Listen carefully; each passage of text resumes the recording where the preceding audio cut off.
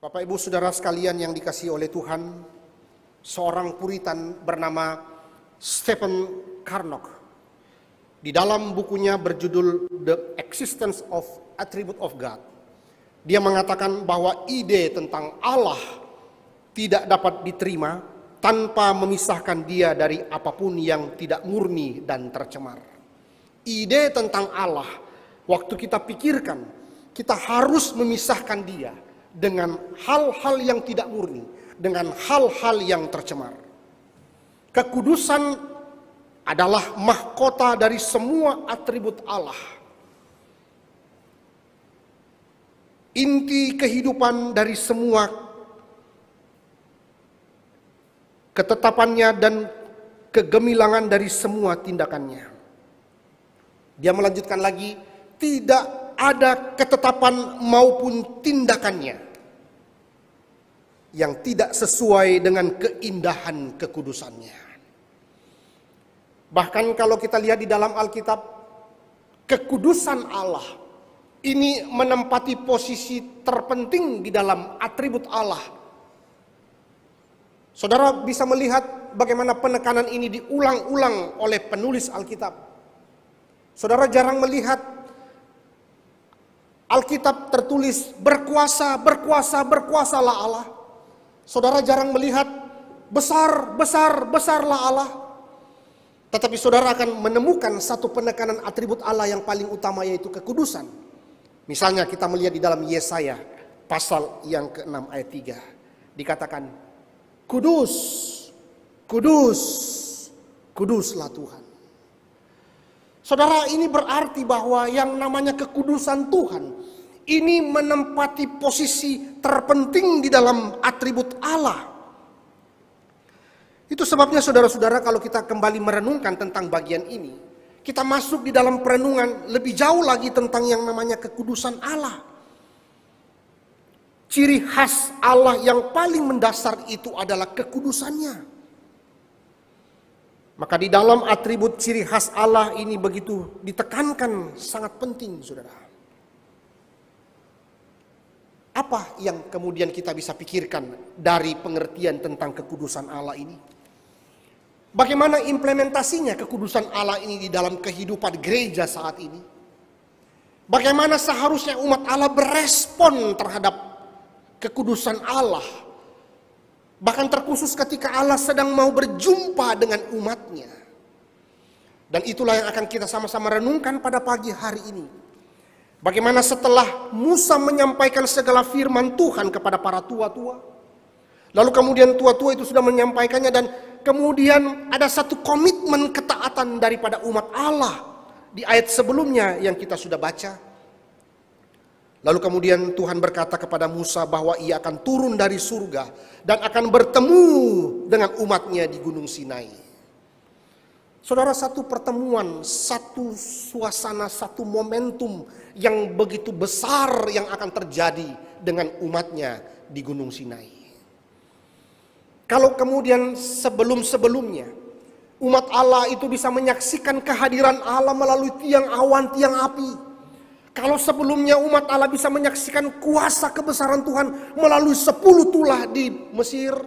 Kalau kemudian mereka bisa melihat bagaimana Allah itu berkuasa melindungi mereka ketika mereka dibebaskan dari Mesir. Dan kemudian membelah laut Teberau. Lalu kemudian mereka bisa berjalan. Lalu Tuhan menutup kembali laut itu dan mematikan tentara-tentara Mesir. Bagaimana kita bisa melihat mereka bisa menyaksikan kehadiran Tuhan melalui pernyataan-pernyataan mujizat Tuhan, melalui peristiwa-peristiwa di padang gurun. Tetapi bagi Tuhan ini belum cukup. Dan puncak daripada pertemuan penyertaan akan kehadiran Tuhan, pertemuan dan pernyataan kehadiran Tuhan yang akan menjadi puncak daripada itu adalah ketika nanti Tuhan akan memberikan mereka 10 hukum di Gunung Sinai. Dan itu dimulai dengan satu persiapan yang harus mereka lakukan. Nah, bagaimana kalau ini yang akan datang menemui umatnya itu adalah Allah Sang Pencipta? Dan kita lihat di dalam kekudusan Allah itulah Allah menyatakan dirinya. Allah menyatakan kekudusannya itu di Gunung Sinai. Allah menyatakan kehadirannya itu di Gunung Sinai dengan begitu kudus. Dan ini berarti sesuatu yang serius yang mereka harus perhatikan baik-baik. Bahkan ketika mereka melanggar daripada peraturan itu, konsekuensinya adalah kematian. Saudara, begitu seriusnya peraturan ini dari Tuhan. Karena Tuhan adalah Tuhan yang kudus. Tuhan tidak mau dipermainkan dan Tuhan tidak mau ketika orang-orang bahkan umatnya sendiri mempermainkan kekudusannya. Maka disinilah kita melihat bagaimana Tuhan menyatakan dirinya di dalam kekudusannya dan bagaimana perintah Tuhan apa yang harus dilakukan oleh umatnya di padang gurun. Saudara, mari kita melihat di dalam ayat yang ke-10. Dikatakan di dalam bagian itu, berfirmanlah Tuhan kepada Musa, pergilah kepada bangsa itu, suruhlah mereka menguduskan diri pada hari ini dan besok. Dan mereka harus mencuci pakaiannya. Bapak Ibu Saudara sekalian, di sini muncul kata menguduskan diri. Kata menguduskan diri di dalam bahasa Ibrani itu kadas, itu berarti memisahkan untuk tujuan tertentu. Kadas juga itu bisa merujuk pada apapun yang disediakan khusus untuk Tuhan. Kadas juga itu berarti menandakan suatu tindakan atau keadaan di mana orang atau benda tertentu itu dikhususkan untuk digunakan bagi penyembahan kepada Tuhan. Diperuntukkan dengan hati-hati sebagai sesuatu yang dimiliki oleh Tuhan untuk memuliakan Tuhan. Itu sebabnya saudara, jika benda atau orang itu kotor atau najis, membuat itu akan berakibat fatal ketika bersentuhan dengan Tuhan yang kudus. Maka di dalam bagian ini dimulailah satu perintah kepada bangsa Israel untuk menguduskan dirinya. Perintah untuk mempersiapkan diri atas kedatangan Tuhan, yaitu menguduskan diri dan mencuci pakaian, saudara. Menarik ya kalau kita pikirkan lebih jauh ini, menguduskan diri dan mencuci pakaian, saudara. Saudara, kalau mencuci pakaian itu berarti pakaian mereka itu ya tentu kotor, karena di padang gurun itu penuh dengan debu-debu dan sebagainya. Ya, kita mungkin bisa memikirkan lebih jauh bagaimana cara mereka mencuci, apakah ada air di sana dan sebagainya. Tetapi itu bukan yang menjadi penekanan oleh narator di dalam bagian ini. Tetapi ayat 10 ini mau menunjukkan satu makna yang begitu dalam ketika mereka diperintahkan untuk mempersiapkan diri bertemu dengan Tuhan yang kudus. Saudara, Matthew Henry mengatakan ini merujuk kepada pengertian mereka harus mengangkat harapan mereka untuk memberitahukan kepada mereka apa yang akan Allah lakukan. Suruhlah mereka berhenti dari segala sesuatu, dari hal-hal duniawi mereka. Panggillah mereka untuk beribadah, panggillah mereka untuk merenung berdoa, supaya mereka dapat menerima hukum dari mulut Allah dengan hormat dan penuh ketaatan. Matthew Henry membawa pembaca itu melihat bahwa ini berbicara tentang sesuatu arahan, panggilan untuk beribadah, panggilan bersekutu dengan Tuhan dengan begitu intim di dalam ibadah, sehingga mereka harus mempersiapkan diri dengan baik, dengan kudus di hadapan Tuhan.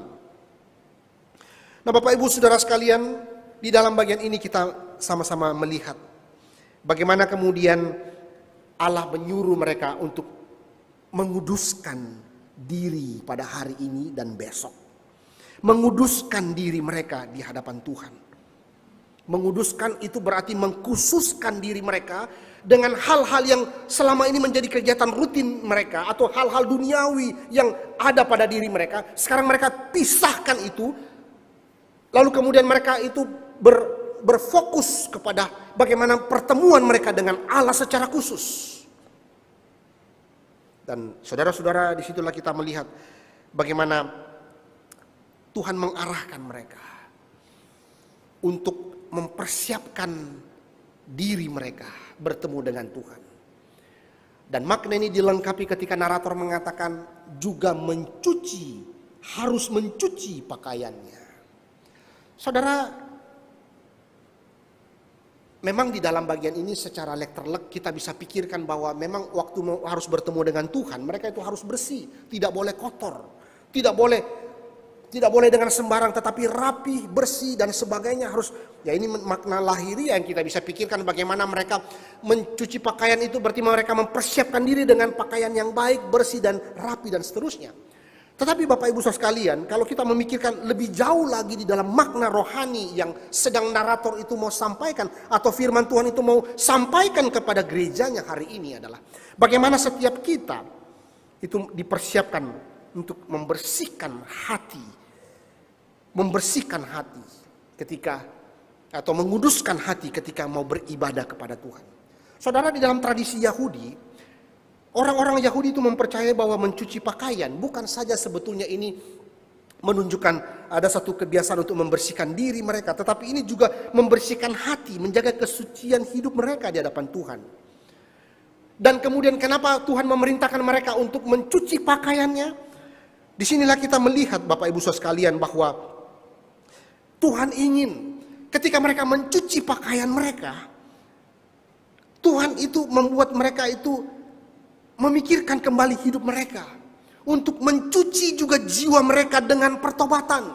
Ada satu langkah-langkah iman yang mereka harus lakukan ketika mereka mencuci pakaian mereka. Mereka kembali diarahkan Tuhan, diingatkan Tuhan, atau Tuhan ingin mereka itu mengerti bahwa mereka itu berdosa.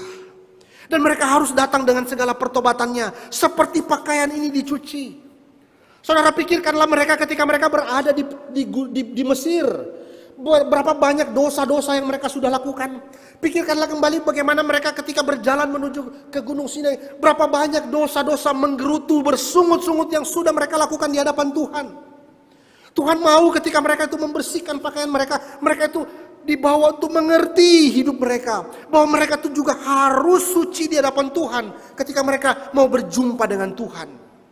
Kira-kira itulah yang Tuhan mau mereka mengerti daripada makna mencuci pakaian itu, saudara.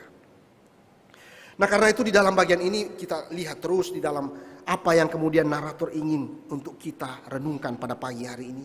Apa yang Tuhan ingin kita sama-sama renungkan di dalam bagian ini. Itu sebabnya di dalam bagian pertama ini kita mau diarahkan Tuhan untuk mengerti satu hal. Bagaimana ketika ada satu kesempatan jemaat Tuhan atau gereja Tuhan diundang Tuhan untuk bersekutu di dalam ibadah. Itu sebabnya penulis Ibrani mengingatkan kita di dalam Ibrani 10 ayat 22, saudara. Ibrani 10 ayat 22, saya bacakan, dikatakan oleh firman Tuhan demikian. Karena itu marilah kita menghadap Allah dengan hati yang tulus, ikhlas, dan keyakinan iman yang teguh. Oleh karena hati kita telah dibersihkan dari hati nurani yang jahat, dan tubuh kita telah dibasuh dengan air yang murni. Inilah yang diingatkan kembali bagi setiap kita yang sedang merenungkan akan bagian ini, saudara. Bagaimana kita diingatkan Tuhan.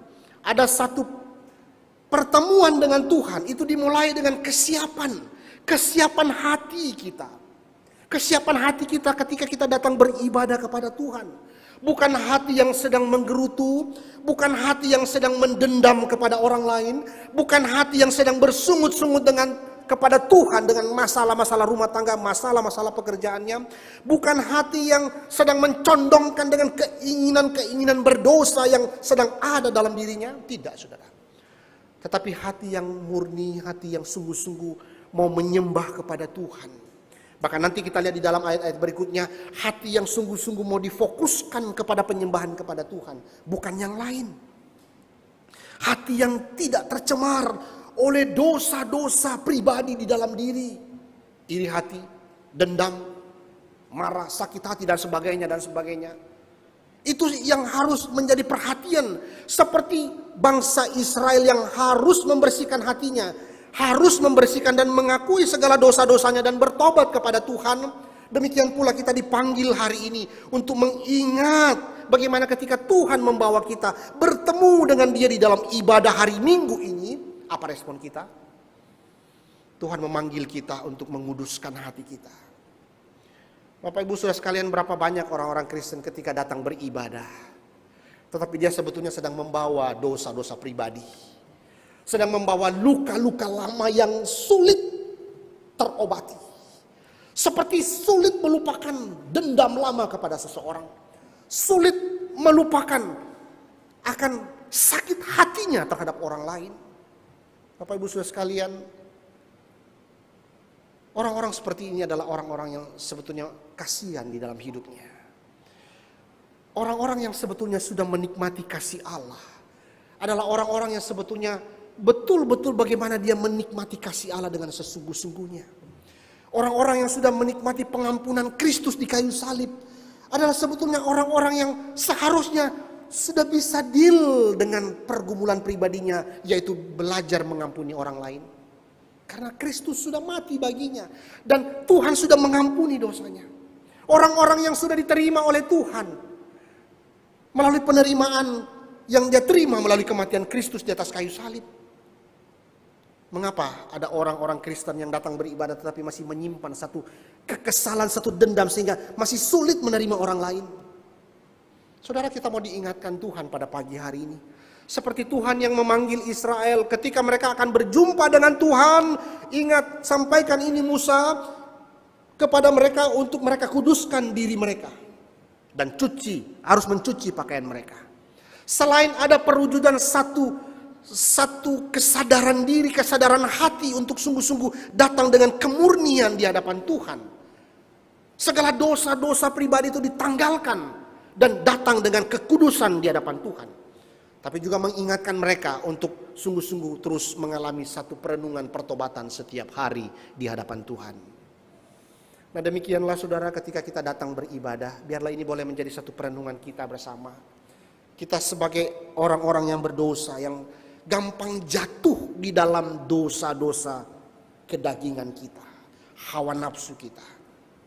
Mari kita belajar untuk menanggalkan segala dosa-dosa pribadi itu dan belajar untuk sungguh-sungguh dengan segala kejujuran hati datang kepada Tuhan.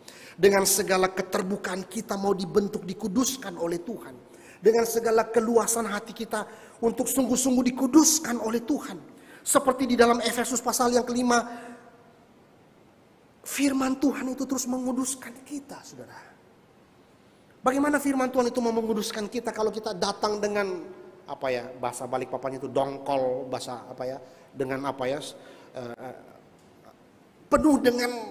penuh dengan hati yang tidak bersukacita, penuh dengan hati yang diliputi oleh kecemaran, diliputi oleh kemarahan, dengki, iri hati dan sebagainya, saudara.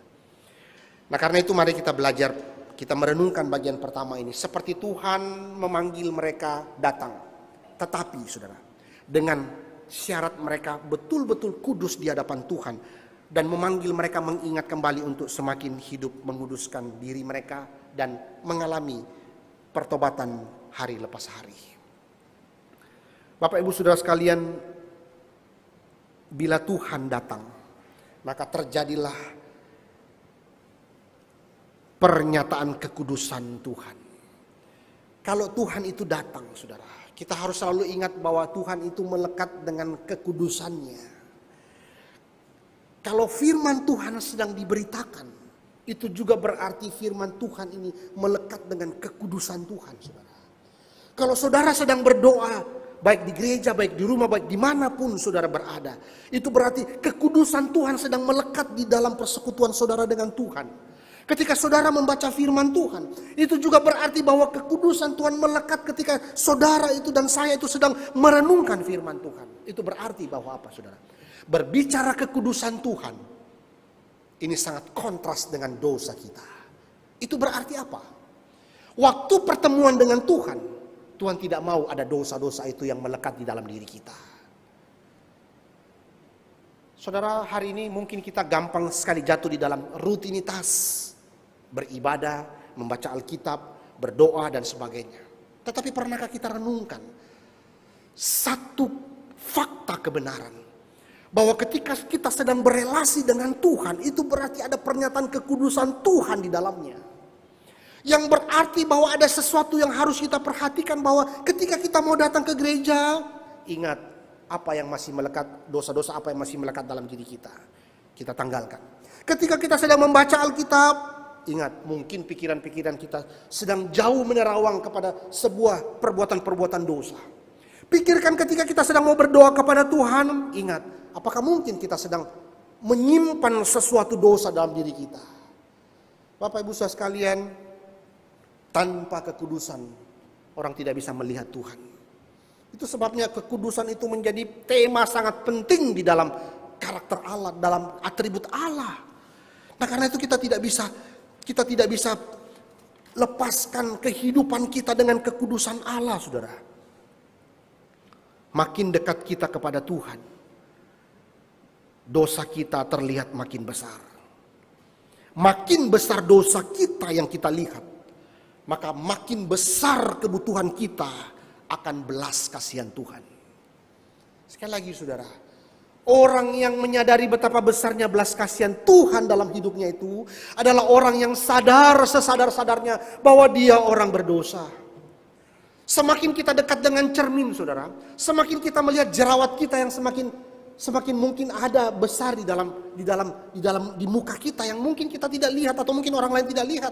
Tetapi ketika kita semakin dekatkan cermin itu, semakin kita lihat kotoran yang ada di dalam atau yang ada di muka kita. Ini ilustrasi Saudara. Semakin kita berdekat dengan Tuhan, semakin kita melihat kebobrokan kita. Itu berarti semakin kita sadar kita orang berdosa, semakin kita membutuhkan belas kasihan Tuhan. Nah, karena itu Bapak Ibu Saudara sekalian, di ayat 10 ini saya ingin mengajak Saudara untuk merenungkan bagian ini. Betapa besarnya kasih karunia Allah bagi kita. Sampai saat ini masa pandemi, Tuhan masih memberikan kita kesempatan beribadah. Masa-masa yang sulit seperti ini, masih ada kesempatan kita beribadah, kita bersekutu dengan firman, dengan berdoa kepada Tuhan. Masih ada kesempatan. Saudara pikirkanlah saudara-saudara kita di negara-negara sana yang sedang bertikai. Bagaimana mereka sulit mendapatkan itu. Bukan berarti kita lebih baik dari mereka, saudara, tidak. Tetapi mari belajar memikirkan kasih karunia Allah lebih jauh lagi. Kita semua sama-sama dengan saudara-saudara kita di sana. Kita semua orang berdosa. Tetapi ucapan syukur itu selayaknya naik ketika kita masih diberikan oleh Tuhan kasih karunia-Nya. Kalau Tuhan sudah tidak lagi memberikan kita kesempatan bertemu dengan Dia, itu adalah satu kecelakaan yang begitu besar bagi kita. Saudara, ada satu kesaksian, satu ibu-ibu pada waktu dia sudah sekarat di ranjang pesakitannya. Dia mengalami penyakit yang sulit untuk disembuhkan. Dan kata dokter sebentar lagi dia akan meninggal. Menurut analisa kedokteran. Lalu kemudian dia memanggil seorang pendeta saudara dan mengatakan, "Bapak tolong doakan saya. Dan saya berjanji kalau Tuhan masih memberikan saya kesempatan beribadah. Kalau Tuhan masih memberikan saya kesempatan untuk hidup lagi atau mungkin beribadah melayani Tuhan, biarlah Tuhan berbelas kasihan kepada saya. Kalau Tuhan masih memberikan saya hidup, saya ingin mempersembahkan hidupku untuk melayani Tuhan, untuk sungguh-sungguh takut kepada Tuhan." Setelah pendeta itu mendoakan, dan kemudian pendeta itu meneguhkan kembali imannya, tetapi waktu ada di dalam tangan Tuhan. Dan ibu itu tidak lagi bisa tertolong dan ibu itu meninggal dunia. Bapak Ibu Saudara sekalian, apa yang kita bisa pelajari daripada kesaksian ini? Bahwa ketika Tuhan masih memberikan kita kasih karunia-Nya bertemu dengan Tuhan. Di dalam ibadah-ibadah minggu yang ada, di dalam persekutuan-persekutuan dengan firman dan doa, bagaimana kita meresponi kasih karunia Allah itu? Tidak selamanya Tuhan memberikan kita kesempatan itu. Tidak selamanya kasih karunia Allah itu akan dinyatakan. Ada masa-masa di mana Tuhan tidak lagi memberikan anugerah itu. Waktu di dalam tangan Tuhan. Itu sebabnya saudara, mari renungkan hidup kita di tahun 2022 ini. Kalau Tuhan masih memberikan kita waktu beribadah dan melayani Tuhan, dan juga bersekutu di dalam firman dan doa, mari kita sungguh-sungguh datang dengan ucapan syukur, terima kasih Tuhan, Engkau masih memberikan aku kesempatan berdekat denganmu. Seraya kita juga mengoreksi kembali hidup kita melalui pertobatan-pertobatan kita setiap hari. Yang kedua, saudara, ayat 11. Dikatakan di situ, menjelang hari ketiga, mereka harus bersiap, sebab pada hari ketiga Tuhan akan turun di depan mata seluruh bangsa itu di Gunung Sinai. Setelah hari pertama, hari kedua mereka disuruh menguduskan diri dan dikatakan sebab pada hari ketiga Tuhan akan turun. Hari pertama, hari kedua mereka menguduskan diri dan hari ketiga Tuhan akan turun menjumpai mereka. Maka bagaimana dengan persiapan mereka untuk bertemu dengan Tuhan, saudara? Maka di dalam bagian ini kita melihat menjelang hari ketiga mereka harus siap. Nah, ini menarik untuk kita renungkan. Dikatakan di dalam bagian itu harus bersiap. Saudara, kata harus itu berarti, ya, kalau orang Jawa bilang pokoknya, harus pokoknya, harus pokoknya, pokoknya tidak boleh lagi ditoleransi, harus. Nah, ini menarik. Apa yang kita bisa pikirkan di dalam bagian itu, saudara? Dikatakan di dalam bagian itu, saudara, sebuah perintah harus bersiap. Sebuah perintah, begitu pentingnya perintah itu sehingga dikatakan oleh Musa lagi, diulang lagi oleh Musa di ayat 15. Saudara perhatikan ayat 15 setelah itu. Diulang lagi. Maka kata Musa kepada bangsa itu, bersiaplah menjelang hari yang ketiga. Ya, kembali di ayat yang ke-11. Harus bersiap sebab pada hari yang ketiga. Sama, saudara. Pada hari yang ketiga mereka harus siap, saudara. Nah, ini berarti ada penekanan penting narator untuk direnungkan. Apa maksud Musa mengulang lagi perintah ini, saudara? Mempersiapkan mereka agar memiliki hati yang sungguh-sungguh berkeinginan untuk bertemu dengan Tuhan. Hati mereka itu harus fokus kepada Tuhan, bukan pada hal-hal duniawi. Singkatnya, saudara, bangsa Israel itu harus berada pada kondisi siap di dalam pertemuan yang besar ini dengan Tuhan. Orang Israel memiliki waktu 3 hari untuk mempersiapkan diri. Hari pertama, hari kedua, dan hari ketiga mereka akan berjumpa dengan Tuhan. Saudara, di dalam kata harus bersiap, atau di dalam bahasa lain itu menjadi siap. Di dalam Septuaginta atau bahasa Yunani, penulisan bahasa Perjanjian Lama di dalam bahasa Yunani, Septuaginta, dikatakan di situ memakai kata gimonai. Kata gimonai di situ, saudara, atau di dalam kata sifatnya hetoimos, itu berarti kesiapan, saudara, kesiapan. Saudara, di dalam bagian ini kita lihat bahwa kata-kata itu banyak dipakai di dalam perikop-perikop yang lain, tetapi maknanya sama, saudara. Misalnya kita lihat, sejalan dengan Musa yang mempersiapkan jalan bagi Allah, juga Yohanes Pembaptis menyiapkan, itu juga memakai kata hetoimazo, ya, dikata bahasa kata sifat yang dipakai itu hetoimos atau hetoimazo. Menyiapkan, mempersiapkan jalan bagi Tuhan, ya, jalan bagi Tuhan Yesus. Matius 3 ayat 3, saudara. Saudara juga bisa melihat itu di dalam Amos pasal yang keempat. Ketika itu dipakai lagi, Amos memanggil orang-orang untuk bersiap untuk bertemu dengan Tuhan. Hai Israel, bersiap untuk bertemu Tuhan, hai Israel. Dan saudara, menariknya kata ini, karena perjanjian baru menegaskan lebih jauh lagi di dalam bagian ini. Di dalam surat-surat Paulus, kata hetoimos ini itu menunjukkan kesiapan rohani yang begitu penting bagi gereja saat ini. Saudara lihat misalnya, di dalam Titus pasal yang ketiga ayat 1, itu ada kesiapan untuk melakukan pekerjaan-pekerjaan baik. Saudara lihat lagi di dalam 1 Petrus 3 ayat 15 yang biasa dipakai untuk berapologetika, dikatakan di situ bersiap untuk bersaksi, saudara. Bersiap untuk bersaksi. Saudara lihat lagi misalnya di dalam Efesus pasal yang ke-6 ada kesiapan Ya, kesiapan untuk, dan satu lagi saudara, Matius pasal 24 ayat 44 dikatakan kesiapan menantikan Kristus datang kembali. Saudara. Menarik untuk kita pikirkan, harus bersiap, ada kesiapan di sana. Bapak Ibu, maka di dalam bagian ini saudara, kita diingatkan Tuhan. Mereka mesti bersiap, harus bersiap. Maka kalau kita merenungkan di dalam bagian ini saudara, saya ingin mengajak saudara memikirkan kehidupan kekristenan kita hari ini seperti ini. Bagaimanakah kita menghidupi kekristenan kita dengan kesiapan-kesiapan kita? Bagaimanakah kehidupan kita sehari-hari menantikan Kristus kembali? Bagaimana kita bersiap? Bagaimana kita bersiap menyatakan iman kita di tengah-tengah dunia yang berdosa?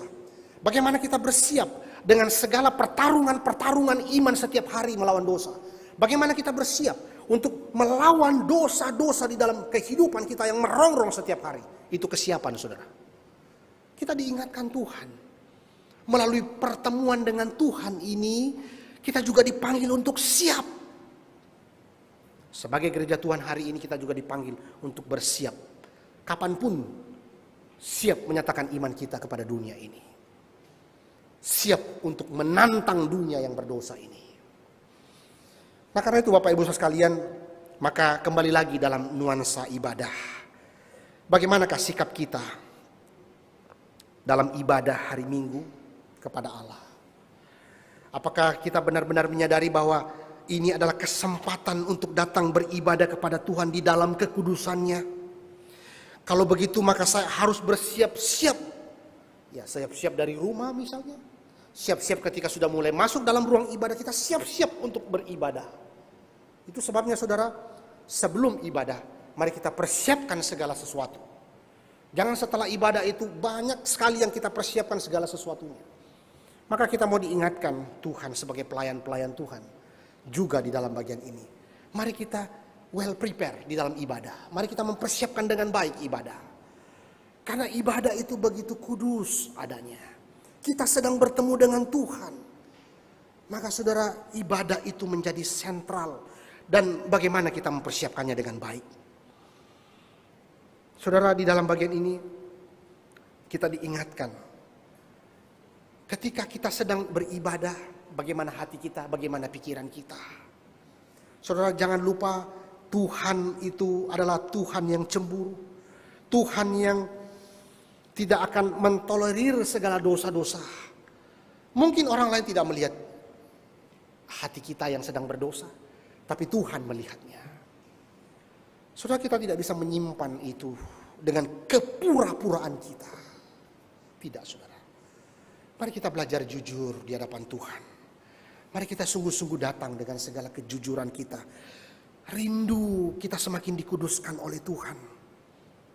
Mari kita melihat bahwa ketika kita sedang bertemu dengan Tuhan, ingat ada kekudusan yang melekat. Ada kekudusan Tuhan yang melekat di situ. Maka kita tidak boleh bermain-main. Saudara, maka di dalam bagian itu kita melihat pada hari yang ketiga Tuhan akan turun berjumpa di hadapan semua orang. Bahkan Tuhan datang kepada mereka yang sering bersungut-sungut. Pemandangan yang luar biasa, saudara. Bagaimana kita bisa membayangkan itu?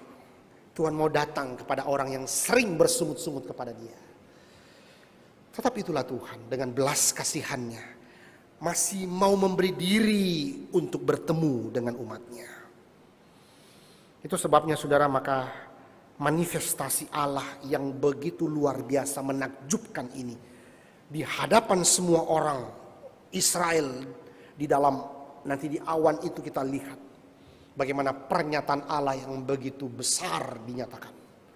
Bukan saja melalui tiang awan, tiang api, bukan saja melalui mujizat-mujizat penyertaan Tuhan yang lain, memberikan air, memberikan manna dan sebagainya, tetapi saudara, puncaknya kita bisa melihatnya ketika Tuhan hadir di dalam awan itu. Masuk di dalam ayat yang ke-12, saudara.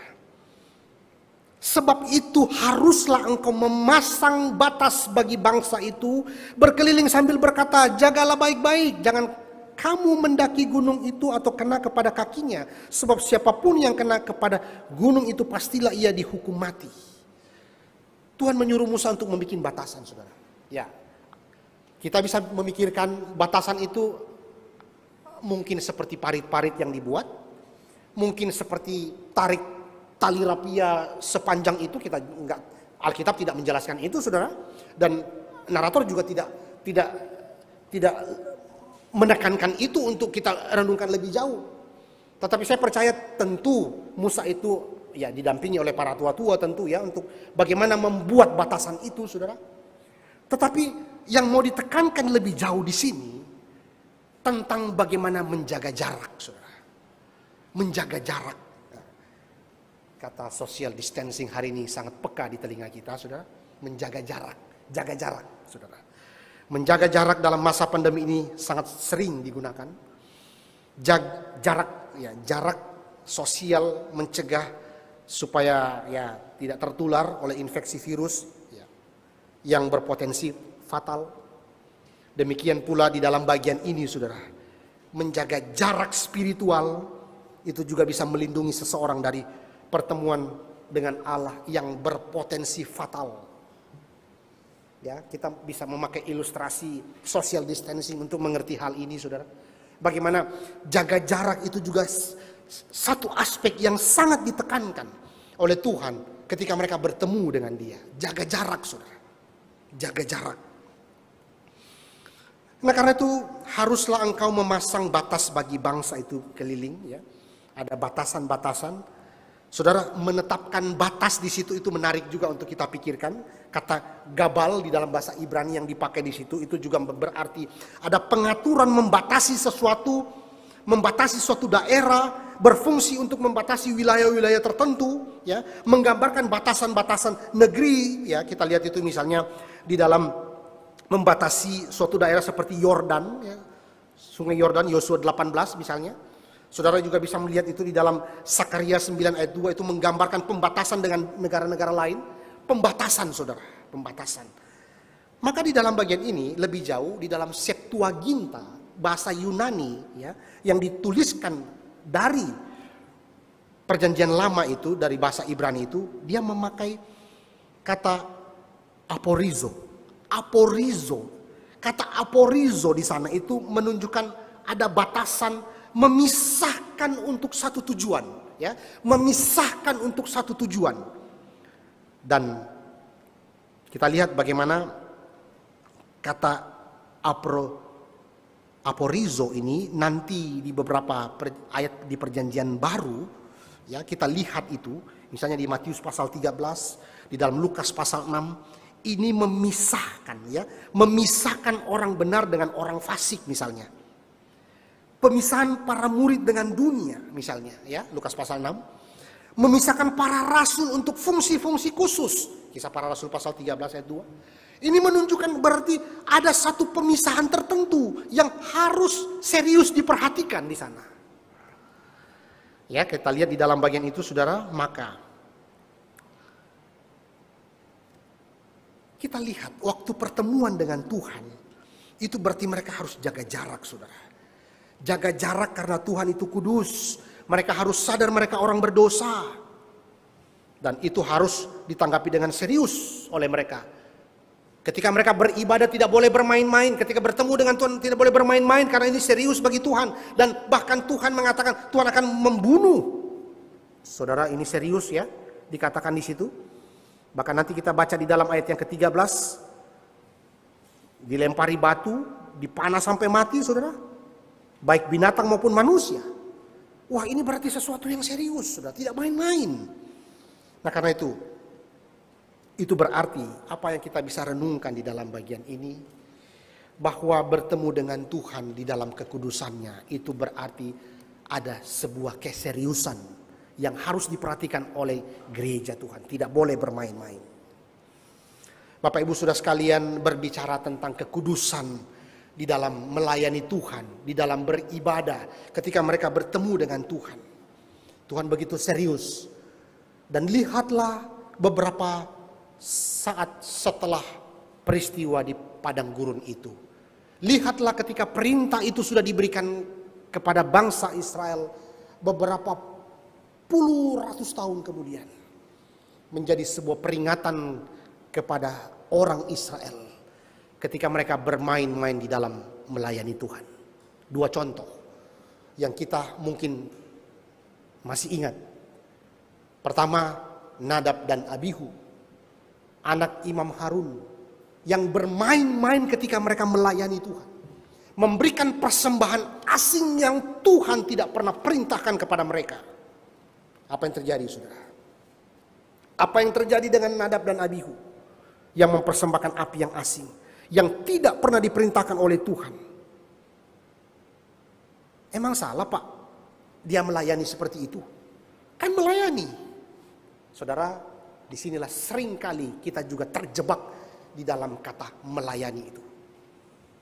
Baik belum tentu benar, saudara. Nadab dan Abihu juga sedang melayani Tuhan.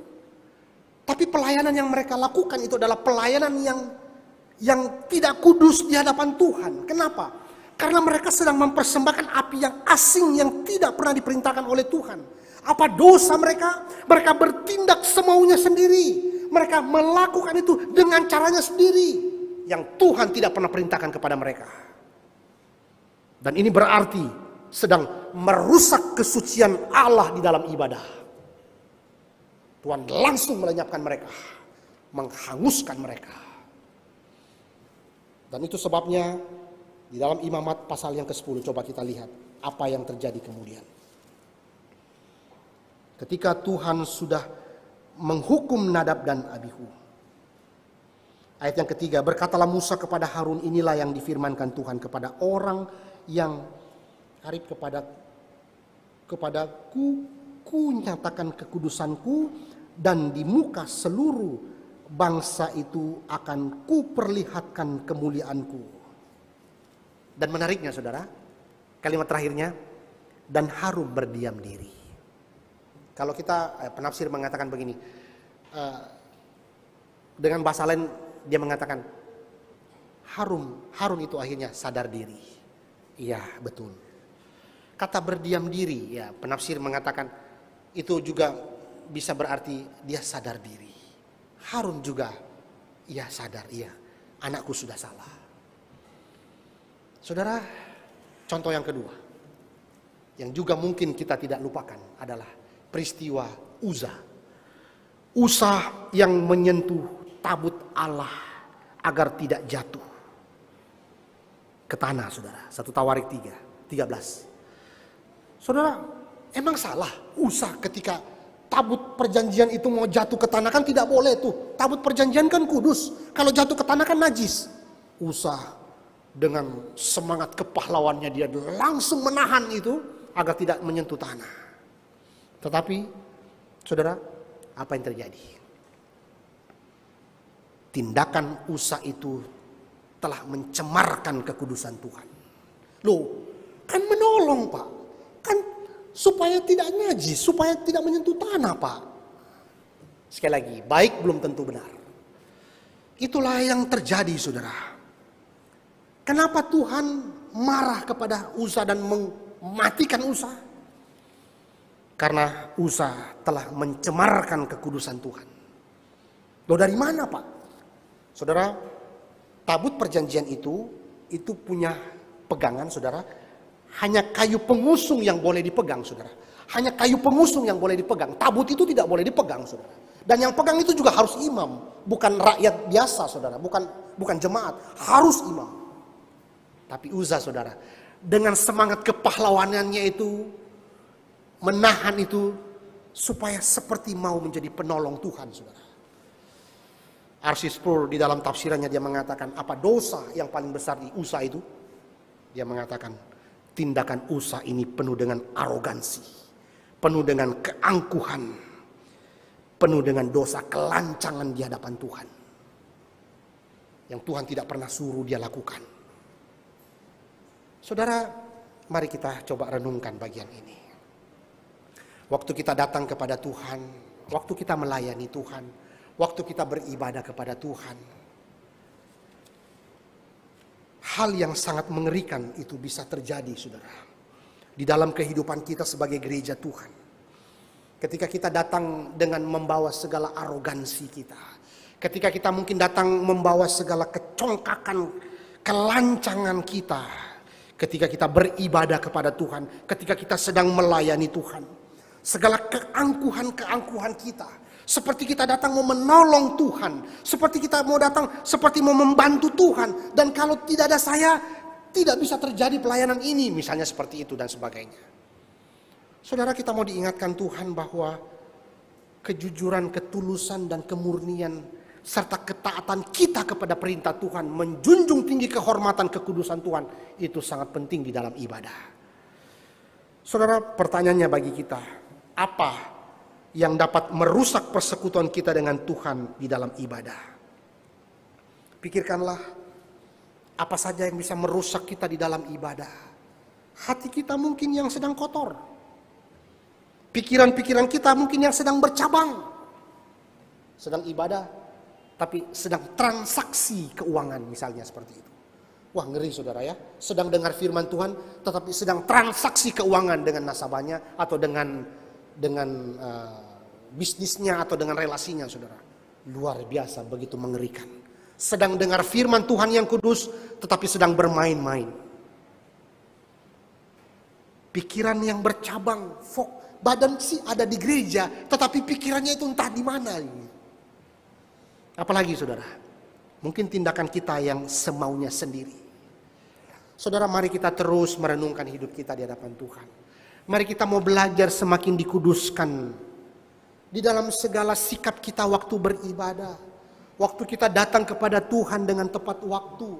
Waktu kita datang di hadapan Tuhan itu dengan kesungguhan, ketulusan, kejujuran kita di hadapan Tuhan, saudara. Maka bagian terakhir memberikan kita satu gambaran penting. Berikutnya ayat yang ke-13.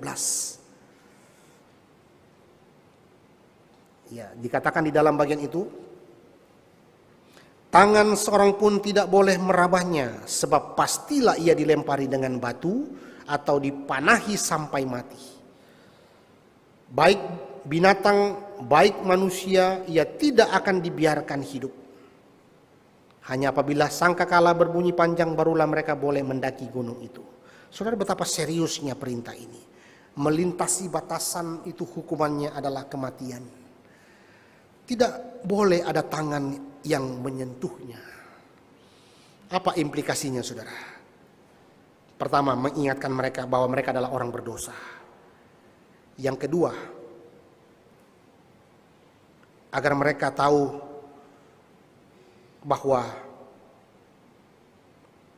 tidak ada seorang pun yang dapat bisa membawa mereka untuk menjadi benar dengan apa yang mereka bisa lakukan. Saudara, seorang komentator bernama John Carriage, itu sebabnya dia mengatakan, itu sebabnya perintah jangan nanti di dalam 10 hukum itu jumlahnya begitu banyak, ada 8, saudara. Kalau saudara pikirkan kok banyak sekali ya kata jangan. Saudara hitung, itu ada 8, saudara.